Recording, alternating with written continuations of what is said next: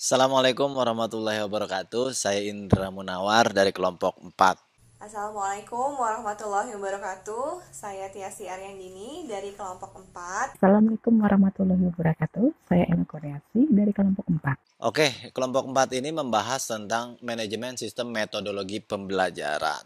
Jadi yang akan kita bahas kali ini teman-teman yaitu tentang metodologi pembelajaran. Jadi kita punya 5 subbab, diantaranya ada latar belakang pengertian metodologi pembelajaran, lalu ada faktor pemilihan metode pembelajaran, lalu macam-macam metodologi pembelajaran, kelebihan dan kekurangan metode pembelajaran yang digunakan, dan juga nanti kami akan simpulkan.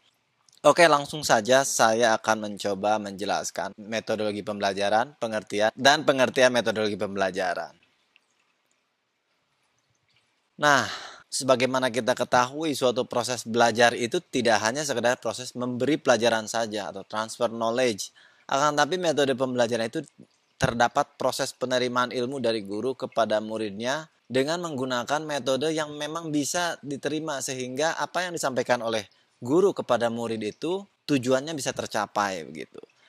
Adapun pada makalah kami, kita merumuskan masalah diantaranya yang pertama, apakah pengertian dari manajemen sistem metodologi pembelajaran ini, lalu apa saja faktor yang perlu diperhatikan dalam memilih metode yang akan digunakan dalam menyajikan bahan pelajaran dalam mengajar, lalu apa saja macam metodologi pembelajaran dan alasan pengajar atau guru memakai bermacam-macam metode pembelajaran tersebut, lalu apa saja kelebihan dan kekurangan dari berbagai macam metode pembelajaran. Nah, selain rumusan masalah, kita harus tahu tujuan permasalahannya.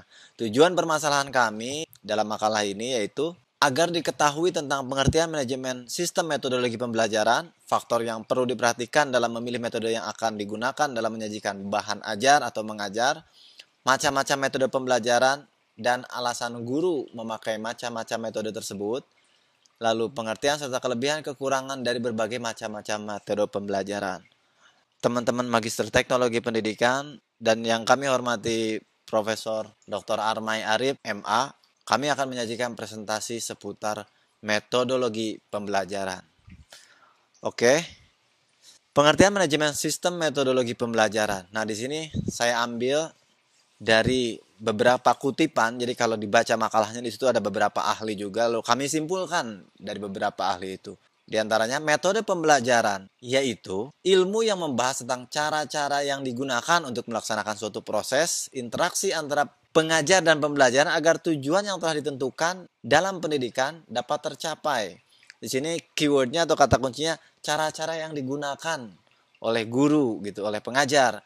Yang kedua yaitu metodologi pembelajaran, yaitu ilmu yang mempelajari tentang bagaimana cara seorang guru dalam membimbing, melatih, memberi contoh atau uswatun hasanah, dan mengatur serta memfasilitasi berbagai hal kepada peserta didik agar bisa belajar sehingga pengajaran tersebut sesuai dengan daya serap peserta didiknya.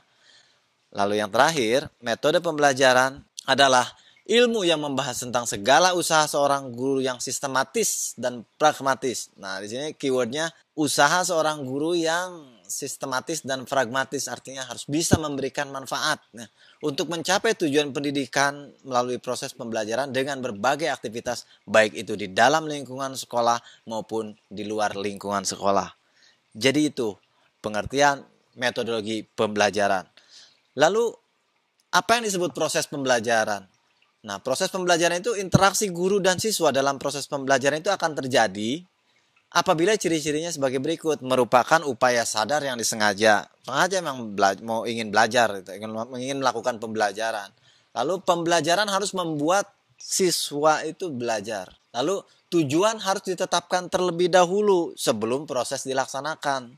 Karena kalau tanpa tujuan ya untuk apa? Mending mundur alon-alon. Lalu yang keempat terakhir, pelaksanaannya terkendali baik isinya, waktu, juga proses maupun hasilnya. Itu yang disebut proses pembelajaran dalam kaitannya makalah kami ini.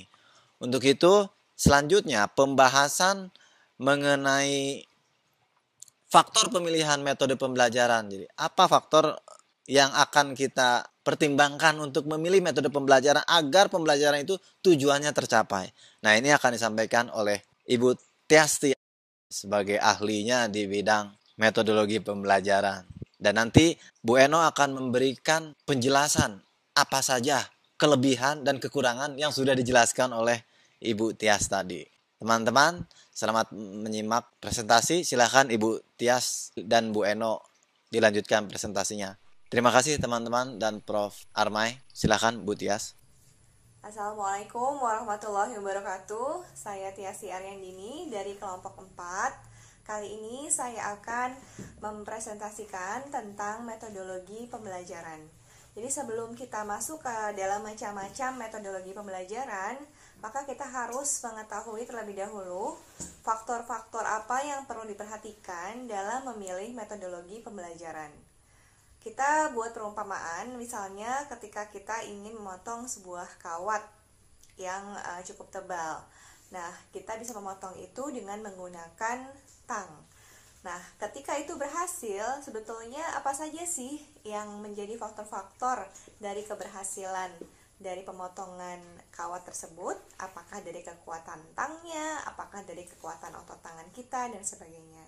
Nah, seperti itu pula dalam metodologi pembelajaran. Ada faktor-faktor yang harus diperhatikan. Yang pertama adalah tujuan yang hendak dicapai. Yang kedua adalah pelajar itu sendiri sebagai peserta didik. Kemudian yang ketiga adalah fasilitas. Yang keempat adalah guru sebagai pendidik. Dan yang kelima adalah situasi.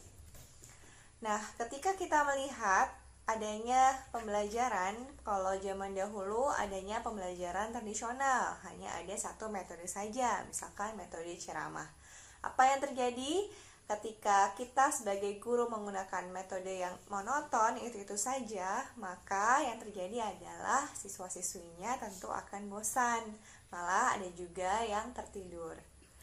Kemudian ketika kita membicarakan tentang klasifikasi metodologi pembelajaran, kita menggunakan 5 klasifikasi. Yang pertama adalah guru sebagai pengontrol. Yang kedua adalah interaksi di antara prosedur dari pembelajaran. Yang ketiga adalah pembelajaran yang dikontrol atau pembelajaran terkontrol. Kemudian yang keempat adalah pembelajaran grup terkontrol. Dan yang kelima adalah klinikal metode pembelajaran atau metode pembelajaran klinis. Tapi yang metode pembelajaran klinis ini biasanya hanya digunakan pada rumpun ilmu kesehatan, maka kita tidak membicarakannya pada hari ini. Apa saja macam-macam metodologi pembelajaran? Yang pertama adalah metode ceramah, yang kedua metode diskusi, yang ketiga metode tanya jawab, yang keempat adalah metode ceramah plus, maksudnya ceramah yang digabungkan dengan tanya jawab. Kemudian metode demonstrasi, adanya latihan atau drill, adanya perancangan, metode percobaan, metode pembelajaran jigsaw, atau metode pembelajaran beregu atau team teaching method. Nah, ke-10 metode ini saya yakin teman-teman semua sudah mengetahui dan sudah mempraktekannya dalam kegiatan pembelajaran sehari-hari. Bagaimana dengan yang lain? Nah, pada hari ini kita akan menjelaskan bahwa ketika guru sebagai pengontrol, maka metode-metode pembelajaran yang dimaksud adalah metode lecture, kemudian metode demonstrasi, kemudian metode lecture demonstrasi, kemudian team teaching methods, dan metode instruksi individu. Kemudian ketika itu terjadi pada interaksi, maka itu yang termasuk adalah metode tanya jawab, metode interaktif, metode diskusi kelompok, kemudian tutorial, seminar, diskusi panel, dan simposium. Dan apa yang disebut dengan pembelajaran terkontrol? Yang disebut dengan pembelajaran terkontrol adalah pembelajaran yang dilakukan secara individu atau disebut dengan self-study yang menggunakan azas laissez-faire teaching, di mana kita sebagai murid diberikan kebebasan untuk melakukan pembelajaran tapi tetap terkontrol. Contohnya adalah program instruction, self-directed learning, library methods, computer assisted instruction, laboratory methods, and assignments. Nah, kemudian yang termasuk dalam grup control teaching diantaranya adalah project method, simulation, kemudian ada field trip, ada field work, kemudian ada problem solving method, dan problem based learning, serta role play.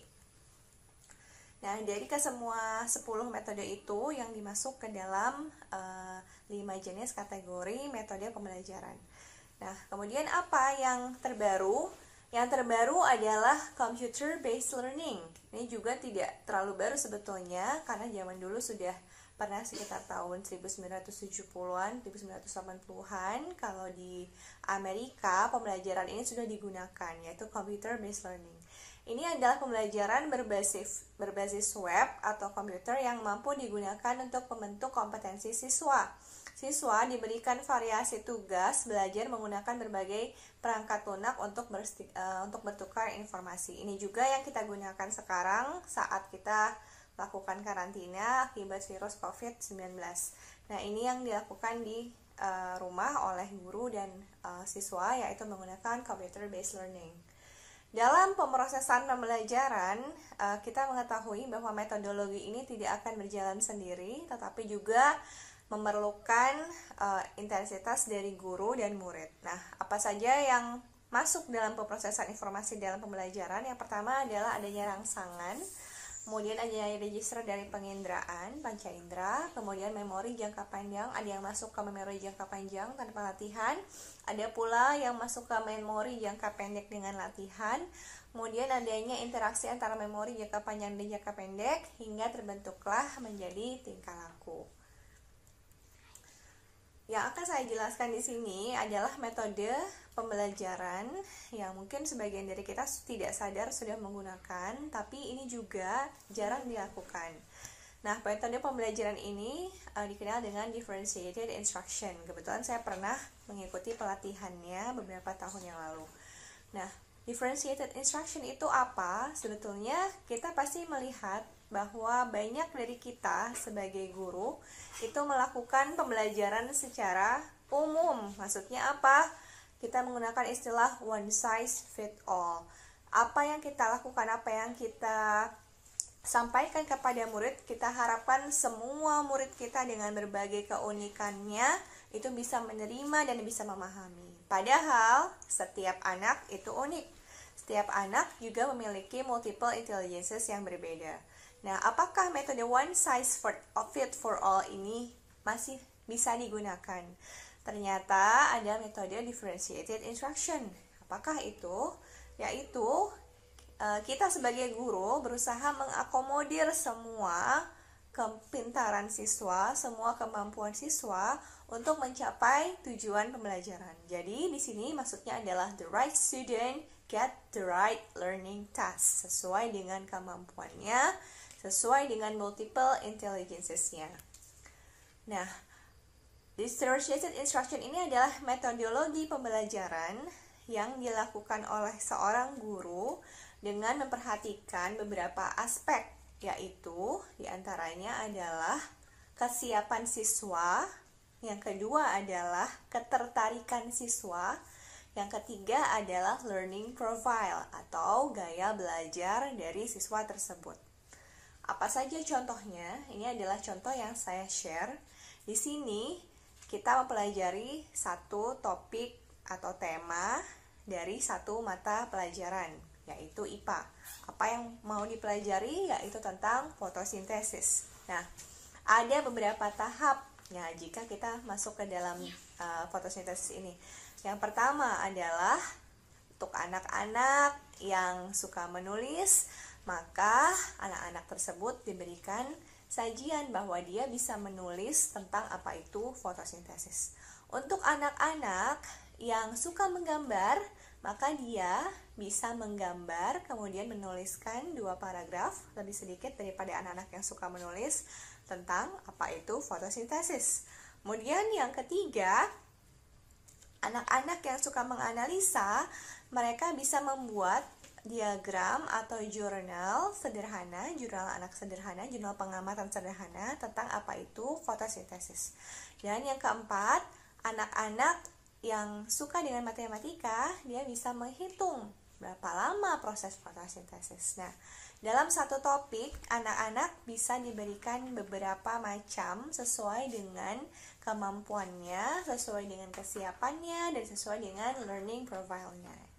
Tentu hal ini memerlukan suatu tantangan tersendiri buat guru agar guru juga bisa mempersiapkan siswanya untuk mendapatkan tujuan pada satu topik pembelajaran, memenuhi target kompetensi dasarnya, tapi guru mempersiapkan anak-anak tersebut dengan menggunakan contoh-contoh atau menggunakan soal-soal yang dibikin sesuai dengan kemampuan siswa, sesuai dengan learning profile siswa, dan sesuai dengan kesiapan siswa. Nah, ini yang disebut dengan differentiated instruction. Nah, ini ada contoh-contoh lain juga yang pernah saya gunakan dalam melakukan differentiated instruction. Saat itu saya meminta siswa untuk menuliskan tentang pengertian ekonomi. Apakah itu pengertian ekonomi?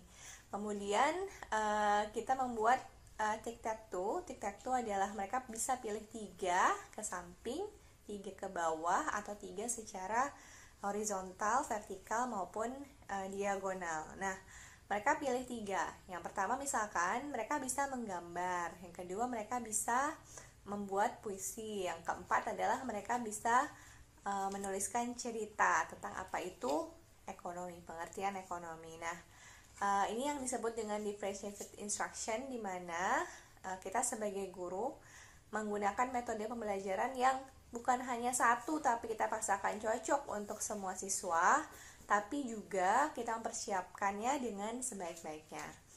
Nah, itu yang kita sebut dengan metode pembelajaran differentiated instruction. Untuk selanjutnya, teman saya akan menyampaikan tentang kelebihan dan kekurangan dari metodologi pembelajaran yang kita kenal. Terima kasih dari saya. Assalamualaikum warahmatullahi wabarakatuh.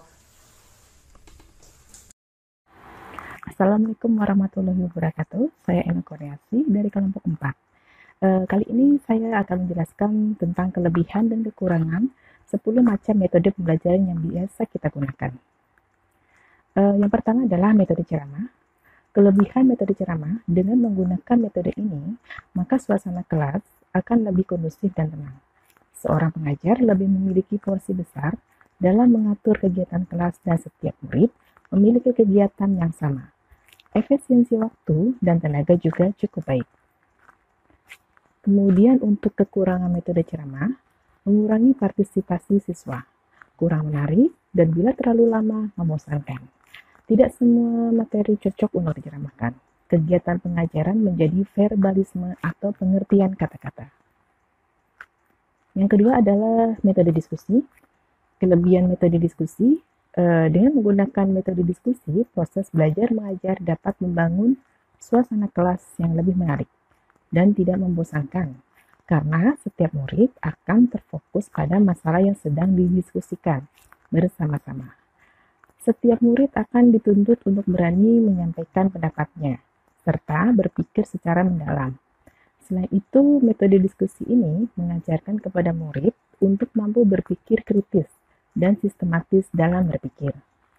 Kemudian untuk kekurangan metode diskusi, dalam metode ini pastinya setiap murid dituntut untuk aktif, dan tentu tidak semua murid mampu mengikuti metode tersebut. Metode ini lebih cenderung diisi oleh siswa yang memang dianggap pandai dan para murid yang berani berbicara. Maka dari itu, bagi murid yang kurang berani, mereka akan memiliki peluang yang kecil untuk bisa berpartisipasi dalam jalannya diskusi. Kemudian untuk yang ketiga, metode tanya jawab. Kelebihan metode tanya jawab, dengan menggunakan metode tanya jawab ini, setiap murid dapat dipancing untuk berpikir dan berani menyampaikan pendapatnya. Alhasil, murid akan berusaha untuk fokus saat mengikuti proses pelajaran di kelas. Selain itu, peran guru dalam memberikan pelajaran serta pemahaman kepada murid bisa berjalan dengan lebih baik.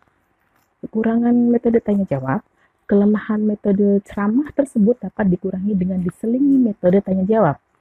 Guru memberikan pertanyaan-pertanyaan dalam mengajar dengan tujuan memberi rangsangan kepada murid untuk berpikir, dan jawaban merupakan bahan pengarahan aktivitas belajar siswa, dan pertanyaan dapat datang dari siswa atau guru. Jadi menurut saya kelemahannya minim, Hanya saja mungkin metode tanya jawab akan membutuhkan banyak waktu, dan pengajar harus bisa membatasi waktu supaya poin tema pembelajaran tetap didapatkan. Kemudian yang keempat, metode ceramah plus. Kelebihan metode ceramah plus ini adalah sistem pembelajaran yang menggunakan lisan, serta kombinasikan dengan metode yang lain, diantaranya ceramah plus tanya jawab, ceramah plus diskusi dan tugas, ceramah plus demonstrasikan dan latihan. Menurut saya metode ini cocok dan lengkap untuk melakukan presentasi sebagai bentuk proses belajar. Kekurangan metode ceramah plus, metode ini tidak cocok atau belum cocok untuk anak usia dini karena memang dianggap belum begitu siap atau belum mumpuni untuk melakukan metode ceramah plus ini. Kemudian yang kelima adalah metode demonstrasi. Kelebihan metode demonstrasi membuat pembelajaran menjadi lebih jelas dan lebih konkret. Proses pembelajaran menjadi lebih menarik, siswa dirangsang untuk aktif mengamati, menyesuaikan antara teori dengan kenyataan. Kekurangan metode demonstrasi memerlukan kesiapan dan perencanaan yang matang, di samping memerlukan waktu yang cukup panjang. Daya tangkap setiap siswa berbeda, sehingga guru harus mengulang-ulang suatu bagian yang sama agar siswa dapat mengikuti keterampilan yang didemonstrasikan. Keenam, metode latihan drill. Kelebihan metode latihan drill ini dapat membangun kecerdasan motorik dan mendapatkan kecerdasan dan keterampilan-keterampilan yang dimiliki murid. Selain itu, murid juga bisa mendapatkan kecerdasan mental, bahkan dapat membangun kebiasaan-kebiasaan yang baik, serta bisa meningkatkan ketepatan dan kecepatan dalam mengerjakan sesuatu. Kekurangan metode drill ini atau metode latihan ini mengurangi ide, kreativitas, dan inisiatif seorang murid. Hal tersebut disebabkan karena murid terlalu diarahkan untuk sesuai dengan apa yang diinginkan gurunya. Selain itu bisa saja menghambat bakat murid. Setiap siswa yang sudah terbiasa dengan rutinitasnya bisa saja merasa bosan dan jenuh. Bahkan efek yang paling buruk adalah kesulitan menyesuaikan lingkungan baru. Kemudian kita lanjut untuk metode keterancangan yang ketujuh ya. Kelebihan metode perancangan ini adalah untuk mengajarkan kepada murid agar membuka cakrawala berpikir yang lebih luas dengan sudut pandang yang baru tentunya. Murid akan lebih mudah menyelesaikan suatu permasalahan di sini. Murid akan belajar dalam mengaplikasikan setiap keterampilan, pengetahuan, dan sikap yang terpadu sampai menjadi kebiasaan. Hal tersebut dilakukan agar setiap pengetahuan yang dimiliki murid dapat bermanfaat untuk kehidupan. Kekurangan metode perancangan ini diantaranya adalah untuk membutuhkan dukungan negara atau pemerintahan dalam penerapannya. Sedangkan terkadang negara atau pemerintah sendiri belum bisa mendukung hal ini. Selain itu juga untuk menerapkan metode ini juga membutuhkan orang yang ahli untuk menjalankan metode ini. Yang kedelapan, metode percobaan. Kelebihan metode percobaan dapat membuat murid menjadi lebih berani, dapat memberikan suatu kesimpulan atau kebenaran hal itu, karena apa yang mereka sampaikan merupakan hasil dari percobaan yang telah mereka dilakukan sendiri. Di dalam prakteknya, murid juga dapat mengembangkan sikap dalam eksplorasi mengenai ilmu yang telah didapatnya. Kekurangan metode percobaan, alat yang digunakan untuk percobaan karena biasanya alat-alat percobaannya kurang memadai dengan jumlah murid atau mungkin juga harga dari alat-alat percobaan cukup untuk mahal. Sehingga setiap murid akan memiliki kesempatan yang terbatas untuk melakukan percobaan. Yang kesembilan, metode pembelajaran jigsaw. Kelebihan metode pembelajaran jigsaw pada prakteknya metode ini dengan membagi setiap anggota kelompok untuk mampu menguasai salah satu dari bagian materi yang telah disampaikan guru. Setiap anggota menguasai materi bagiannya. Mereka saling mengajarkan materi kepada keanggotaan kelompok yang lain, sehingga seluruh kelompok mampu memahami seluruh materi yang sebelumnya dibagi-bagi tersebut. Kekurangan metode pembelajaran jigsaw, pengajar akan sedikit kesulitan dalam membagi tugas atau materi yang akan dibagikan ke murid. Karena harus memahami setiap kelompok mana saja yang cocok dalam pembagian materi bahan ajar. Yang terakhir, yang ke-10 adalah metode mengajar bergu, team teaching method. Kelebihan metode mengajar bergu, team teaching method adalah metode mengajar bergu cocok sekali untuk proses pembuatan skripsi atau tesis, karena metode pembelajaran yang satu ini dilakukan dengan guru yang berjumlah lebih dari satu Satu, misalkan guru penguji, disertai dengan kombinasi dua macam bentuk yaitu secara lisan dan tulisan. Kekurangan metode pengajar bergu, teaching method ini, metode pengajar ini membutuhkan persiapan yang matang dan komunikasi yang terbuka terhadap materi dari setiap guru. Karena dibutuhkan kekompakan, satu suara pendapat, masukan dan penjelasan antara guru satu dan guru yang lain dapat membahas suatu materi baik secara lisan maupun tulisan. Berikut untuk yang ke-10 metodologi pembelajaran ini, kesimpulan dari kelompok kami tentang pembahasan manajemen sistem metodologi pembelajaran ini adalah belajar itu terjadi karena adanya rasa ingin tahu dan dengan adanya dorongan motivasi yang bertujuan membentuk, menambah, atau mengembangkan pengetahuan. Agar pembelajaran lebih optimal dan sesuai dengan karakteristik siswa, maka diperlukan sebuah manajemen sistem metodologi pembelajaran yang efektif dan selektif tentunya, sesuai dengan karakteristik dan situasi peserta didik. Metode mengajar yang variatif diperlukan sekali karena apabila guru hanya menggunakan metode tradisional saja, maka mutu pendidikan dan pengajaran akan tetap. Tetapi apabila guru memakai metode-metode tradisional dan modern, maka mutu pendidikan dan pengajaran akan meningkat. Itu menurut kita. Kemudian pesan satu adalah belajar yang baik harus sering diulang-ulang, kemudian dipraktekkan. Berikut untuk pembahasan 10 macam pembelajaran metodologi. Terima kasih. Wassalamualaikum warahmatullahi wabarakatuh.